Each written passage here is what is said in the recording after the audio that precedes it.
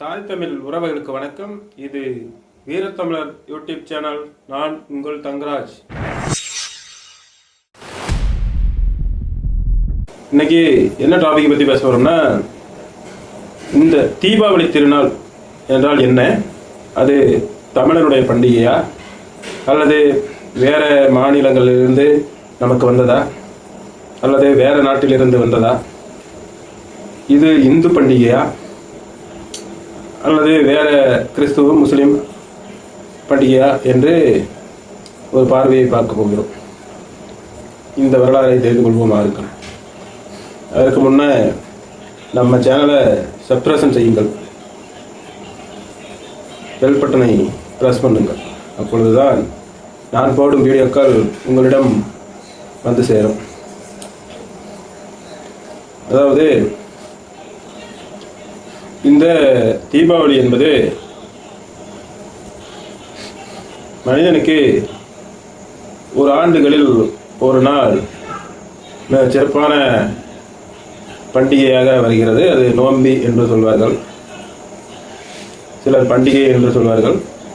இது ஒரு திருவிழா என்று கூட சொல்லலாம். இது எல்லா உலக மக்களுக்கு அனைவருக்குமே இது ஒரு திருவிழாவாகத்தான் இருக்கிறது. இந்த திருவிழா எப்படி உருவானது என்று தேடி ஆராய்ச்சி செய்து பார்த்தால், பல ஆயிரம் ஆண்டுகளுக்கு முன்பு இந்த நாட்டில் பல பல போர்கள் நடந்திருக்கும். பல பல ராஜாக்கள் இருந்திருப்பார்கள். நம் மண்ணில் பல மன்னர்கள் இருந்திருப்பார்கள். அந்த மன்னர்கள் அங்கிங்கு போருக்கு போயிருப்பார்கள், வெற்றி கண்டிருப்பார்கள், அல்லது அவர்கள் சிறந்த வீரனாக இருந்திருப்பார்கள், மக்களுக்கு பிடித்தவர்களாக இருந்திருப்பார்கள். அது பார்த்தால் இது ஒரு இனமே கொண்டாடுகிறது இந்த பண்டிகை என்றால், அதாவது உலக மக்கள் அனைவரும் கொண்டாடுகிறது என்றால், இந்த பண்டிகை கிட்டத்தட்ட சிவபெருமானை ஒட்டியே இருந்திருக்கும். இப்பண்டிகை அவர் இருக்கும் பொழுது, அவர் சென்ற பிறகு இந்த பண்டிகை தோன்றியிருக்கும் என்று நான் நினைக்கிறேன். அது சிவபெருமான் அல்லது பெருமாள் போன்ற தெய்வங்கள், கிருஷ்ண பகவான் என்று சொல்லக்கூடிய அந்த தெய்வங்கள் இருந்த காலகட்டத்தில் இந்த பண்டிகை அவர்கள் மறைந்த பிறகு இந்த பண்டிகை கொண்டாடி இருந்திருப்பார்கள் மக்கள். ஏனென்று சொன்னால், நம் வழக்கப்படி, நம் மனித இனம், நம்முடைய தமிழருடைய மரபுப்படி நம்மளுக்கு நடுகள் மரபினர், நாம் மூத்தோர் வழிபாடு, குலதெய்வங்கள் நம் வழிபாடு. அதுக்கு பிறகு நம் இன தெய்வங்கள் என்பது சிவபெருமான், திருமால், பெருமாள், முருகன் போன்ற தெய்வங்கள் தான் நம் இன தெய்வங்கள். அப்படி இருக்கையில் இந்த தீபாவளி எப்படி வந்தது என்று கேட்டால், இது திருமால் வழியாக வந்திருக்கக்கூடும். எதற்காக சொல்றது என்றால், திருமால் உருவாக்கப்பட்டது தான், திருமால் மறைந்த பிறகுதான் இந்த வழிபாடு வந்திருக்கிறது. நம்மளுடைய பழக்கப்படி மிகச்சிறந்த மன்னர்கள், மக்களுக்கு தொண்டு ஆற்றிய மிகச்சிறந்த சித்தர்கள், இவர்களெல்லாம் மறைந்து விட்டால், நம்மை விட்டு மறைந்து விட்டால், அவர்கள் நினைவாக நாம் ஒரு நடுகள் நடுவோம். அவருடைய கீர்த்திகளை வருடம் ஒரு முறை அந்த நடுகளை நினைவுபடுத்துவதாக அதனிடம் அமர்ந்து அதற்கு மக்கள் எல்லாம் ஒரு திருவிழா கோலம் போன்று அக்காலகட்டத்திலிருந்தே கொண்டாடி கொண்டு வந்திருப்பார்கள். அல்லது அவர் இறந்து விட்டார், அவருக்கு செய்ய வேண்டிய மரியாதையை செய்ய வேண்டும் என்று வருத்தத்தோடு இந்த நிகழ்வை எடுத்திருப்பார்கள். இப்படித்தான் இந்த நிகழ்வு, அதாவது இந்த தீபாவளி பண்டிகை உருவாகி இருக்கிறது. அந்த பெருமாள் என்ற ஒரு மகான் மக்களுக்கு நன்மைகளை போதித்தவர். அவர் விண் ஆய்வு செய்தவர். அதனால்தான் அவர் விஷ்ணு பகவான் என்று அழைக்கிறார்கள். விஷ்ணு, விண் எல்லாம் ஒன்று, ஒரு பொருளில் வரும்.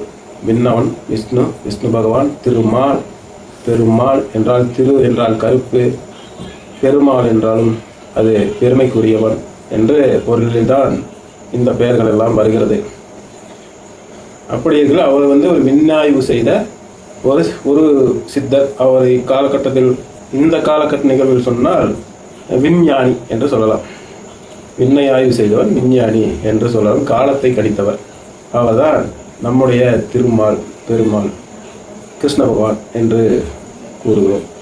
அவர் இருந்து மக்களுக்கு செய்த நன்மைகள் எல்லாம் செய்து அவர் மறைந்திருக்கிறார். அந்த மறைந்த நாளைத்தான் நாம் கொண்டாடி கொண்டு இருக்கிறோம் இந்த தீபாவளி. அது எப்படி என்றால், நம் வழக்கப்படி நம் வீட்டில் யாராவது மறைந்தால்தான் நம் தலைக்கு எண்ணெய் வைத்து அந்த சடங்குகளை செய்வோம். இதைத்தான் அக்காலகட்டத்தில் இந்த நாளில் அவருக்கு தலைக்கு எண்ணெய் வைத்து குளித்துவிட்டு அவர் உண்ட பலகாரங்கள், பச்சடி இவைகளெல்லாம் புத்தாடை அணிந்து அவருக்கு செய்ய வேண்டிய கடமைகளை, கொண்டாட்டங்களை கொண்டாடி இருக்கிறார்கள். இது ஒரு அவருடைய நம்மளை விட்டு மறைந்த காலகட்டம்னு தான் சொல்லணும். ஏன்னு கேட்டால், இது இந்த தீபாவளியோட வரலாறு, அதனுடைய செயல்பாடுகள் அப்படி தான் இருக்கும். தலையாடி, அப்போ தலையாடினா என்ன? தலைக்கு குளிப்பதற்கு பேர் தலையாடி. தலையை ஆட்டி எண்ணெயை வைத்து ஆட்டுவார். மாமன் மருமகனுக்கு மைத்துனர்கள் அழைச்சிக்கிட்டு போய் தலையில் எண்ணெய் வச்சு ஆட்டி வைக்கல தொல்லை பண்ணி எண்ணெய் தேய்ப்பாங்க அந்த காலகட்டத்தில். இந்த காலகட்டத்தில் யாரும் எப்படி எண்ணெய் தேய்க்கிறாங்க? ஐயோ அவர் சொட்டு எண்ணெயை வச்சு தண்ணி ஊற்றிட்டு போகிற காலம் இது. அதற்கு பிறகு தான் தலையாடி என்று வந்தது. அப்படி இருக்கையில் இந்த பண்டிகை எப்படி இந்த அளவுக்கு பட்டாசு வெடித்து அதெல்லாம் பண்ணாங்கன்னா, பட்டாசு வெடித்து கொண்டாடக்கூடிய அந்த மாதிரி நிகழ்வுகளால் நாம் எடுக்கவில்லை. நம்ம தமிழர் முறைப்படி வருடம் ஒரு முறை எண்ணெய் தேய்த்து குளித்து விட்டு இந்த நாளில் புத்தாடைகள் அணிந்து தன் மக்களுக்கு மாமனார் மருமகன் சொந்த பந்தங்களை அழைத்து அவனிடம் என்ன இருக்கிறதோ அவனால் முடிந்த தின்பன பலகாரங்களை செய்து அவர்களுக்கு பரிமாறி தானும் உண்டு சந்தோஷமாக இருந்து இந்நாளை இருக்கிறார்கள் அக்காலகட்டத்தில் இருந்து. இதுதான் தீவு தலையாடி என்று வந்தது. இந்த பண்டிகை இந்த அளவுக்கு பிரபலமாக காரணம், இது அப்படியே வடக்க செல்கிறது. அதாவது வடக்கத்தி பிராமணர்களிடம் செல்கிறது. வடக்கத்தி பிராமணர்களிடம் சென்று அங்கு இது ஒரு ஹோலி பண்டிகை போல், அதாவது இந்த கலரை எடுத்து பூசிக்கொள்வார்கள் அல்லவா, அது மாதிரி இதுவும் ஒரு பெருசாக மாற்ற அவங்க இதுக்கு பட்டாசு வெடிக்க ஆரம்பித்தார்கள். இது எப்படி என்றால், இதுக்கு ஒரு கதையை ஒன்று உருவாக்கினார்கள். எந்த பண்டிகையுமே நாம் கொண்டாடக்கூடிய பண்டிகையை அவர்கள் ஒரு கதை கட்டி விடுவார்கள். அது என்ன கதை என்றால், மகாபலி சக்கரவர்த்தி என்று ஒரு மன்னர் இருந்ததாகவும், அந்த மன்னர் பல பெரும் தவங்களை செய்ததாகவும், அந்த தவத்தின் பலனாக நாட்டுக்கு அழிவு வரும் போல் இருக்கிறது. அவன் யாரு திருமாலை நினைத்து அவன் இருக்கிறான். அந்த திருமாலை அவரை சிறு குழந்தையாக மாறி தலையில் மிதித்து கொன்றதாகவும் கதையை எழுதி வைத்திருப்பார்கள். என்ன கதையில், அது என்ன கதையில் ஒரு பிரச்சனை என்றால், அந்த திருமாலை தான் அவர் வணங்கியிருப்பார். அது கதைப்படி. அப்படி இருக்கையில் அவர் அந்த மகாபலி சக்கரவர்த்தி தன் தலைமையிலே கால் வைத்து அமைத்தி பூமிக்குள் கொண்டிருப்பார். அப்பொழுது அவர் உன் நினைவாக இந்த தீபாவளி என்று உன் நினைவை போட்டுவார்கள் மக்கள் என்று ஒரு வரம் கொடுத்ததாக பட்டாசு வெடித்து புத்தாடை அணிந்து உனக்கு இந்த நாளை அனுசரிப்பார்கள் என்று அந்த கதையில் சொல்லியிருக்கிறார்கள். இந்த கதைக்கும் தமிழ் இனத்துக்கும் தமிழ் மரபுக்கும் நம் வழிபாட்டுகளுக்கும் சம்பந்தமில்லை. இருந்தாலும் அக்கதை அங்கிருந்து போய் இங்கு சேர்ந்து இந்த மதமெல்லாம் ஒன்றாக இந்து மதம் என்று சொல்லும் பொழுது அந்த கதையை நாமும் ஏற்றுக்கொண்டு அதே வகையில் நாமும் செய்ய தொடங்கியிருக்கிறோம். இவ்வளவுதான் ஒழுதே. அது பட்டாசு வெடிப்பது இது போன்ற சமாச்சாரம்லாம் நம்ம வரலாறுல இல்லை, தமிழர் வரலாறுல அது இல்லை. நாளடைவில் இதெல்லாம் நடந்தது. இப்போ ஒரு 600-700 வருட காலத்துக்கு இந்தாண்டு தான் இந்த மாதிரி நிகழ்வெல்லாம் மாறிடுச்சு. அதாவது விஜயநகர பேரரசு நம்ம நாட்டை பிடிச்சி ஆட்சி பண்ணும்போது தான் தெலுங்கர் ஆட்சியில் நம்மளாம் மாட்டிக்கிட்டோம். தெலுங்கர், கன்னடர் இந்த ஆட்சியில் மாட்டி அவங்க என்னென்ன விழாவுக்கு எப்படி செய்ய வேண்டும் என்று சட்ட பிரகடனம் செய்கிறார்களோ அதன்படி மக்கள் எல்லாம் பயந்து அதை செய்து கொண்டு வந்தார்கள்.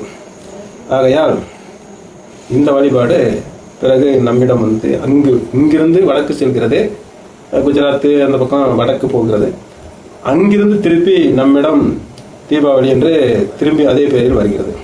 நம்முடைய பேர் வந்து தலையாடி, அவர்களுடைய பேர் வந்து தீபாவளி. அந்த மாவலி சக்கரவர்த்தி கொண்டதுனால அது அந்த கதையை வச்சு ஒட்டி, அதனால் தீபாவளி இப்படி கொண்டாடுங்க அப்படின்னு சொல்லி மறுபடியும் கதையை நம்மிடம் திணித்தார்கள். அதை நம்பினோம், நாம் வீழ்ந்து போனோம், அது வேறு கதை. ஆகையால் இக்கதை இப்படி உருவானது. ஆகைய மக்கள் இக்கதையை நம்புகிறீர்களோ இல்லையோ, எந்த விழாவும் நம்மளுடையது, தமிழருடையது. ஆகையால் நம் ஒவ்வொரு விழாவும் கொண்டாடுவது நம் முன்னோர்களுக்கு, மாயோன், திருமால், பெருமாள், சிவன், முருகன் போன்றவர்களுக்கு இது அந்த பிரதி உபகாரம் போய் சேரும். நாம் செய்கின்ற ஒவ்வொரு புண்ணியமும் நம்மை நல்லபடியாக வழிநடத்தும். ஆகையால் மிக சிறப்பாகவும் சந்தோஷமாகவும் கொண்டாடுங்கள். குழந்தைகளிடம் பட்டாசை மிக ஜாக்கிரதையாக பயன்படுத்த சொல்லுங்கள். சிறு சிறு பட்டாசுகள் மட்டும் கொடுங்கள், பெரும் பட்டாசுகளை தர வேண்டாம். அதாவது பெரும் பட்டாசுகள், அதாவது அதிக புகை உண்டாகக்கூடிய பட்டாசுகளை தவறுங்கள். மாசு குறையாமல் பார்த்து கொள்ளுங்கள். மக்கள் கூட்டமாக இருக்கும் இடத்தில் பட்டாசை வெடிக்காதீர்கள். நீங்கள் பட்டாசு வெடிப்பது என்றால் அது எந்த பக்கம் வேண்டுமானாலும் போகும். ஆகையால் அது மாதிரி செய்யாதீர்கள். பொறுமையாக யோசித்து ஒவ்வொரு பட்டாசையும் வெடியுங்கள். மக்கள் இப்பட்டாசு தீபாவளி திருநாளில் ஜவுளி கடைகளுக்கு போவீர்கள். அங்கு போய் ஜவுளி எடுப்பீர்கள். பெரிய பெரிய ஜவுளி ஷோரூமுக்கெல்லாம் போவீர்கள். ஷோரூம்பே பார்த்து போவதை தவிர்த்து ஷோரூம்பு வழியாக பாருங்கள். சிறு சிறு கடை நடத்தி கொண்டிருப்பார்கள். அவர்கள் சிறு வணிகர்கள். அவர்களை முன்னேற்ற அவர்களிடம் வாங்குங்கள். உங்களுக்கு விலை உயர்ந்த அவரிடம் இல்லை என்றால் நீங்கள் அடுத்த பெருங்கடையில் போந்து கூட அதை வாங்கிக் கொள்ளுங்கள். அவரிடம் இருப்பதை உங்களுக்கு பயன்படுவதாக இருந்தால் பார்த்து வாங்குங்கள். ஏன்னால் அவர்கள் சிம்பிளாக ஒரு துணியை கட்டிக்கொண்டு படுதாவை போட்டுக்கொண்டு அவர்கள் அங்கு கடை வைத்திருப்பார்கள். அவரிடம் வணிகம் செய்தீர்கள் என்றால் அவர்கள் முன்னேற்றத்துக்கு சிறு பங்களிப்பாக இருக்கும், ஒரு உதவியாக இருக்கும். இந்த திருநாளில் அனைவருக்கும் உதவி செய்யுங்கள். அந்த உதவி காசு பணமாக இருக்க வேண்டியதும் அல்ல. இருப்பவர்கள் தானம் கொடுங்கள். காசு பணம் இல்லாதவர்கள் உங்களுக்கு தேவைப்பட்ட பொருட்களை மிக கோடீஸ்வரன், லட்சாதிபதி கடையில் வாங்குவதை குறைத்து இந்த மாதிரி சிறு சிறு விவசாயிகள் கொண்டு வர தானியங்கள், தீபாவளிக்கு தேவைப்படக்கூடியதெல்லாம் வாங்கிக் கொள்ளுங்கள். காய்கறிகள் மற்றும் அந்த சிறு துணி கடையில் நீங்கள் புத்தாடைகளை வாங்குங்கள். அவர்களுக்கு ஒரு உதவியாக இருக்கும். நன்றி, வணக்கம்.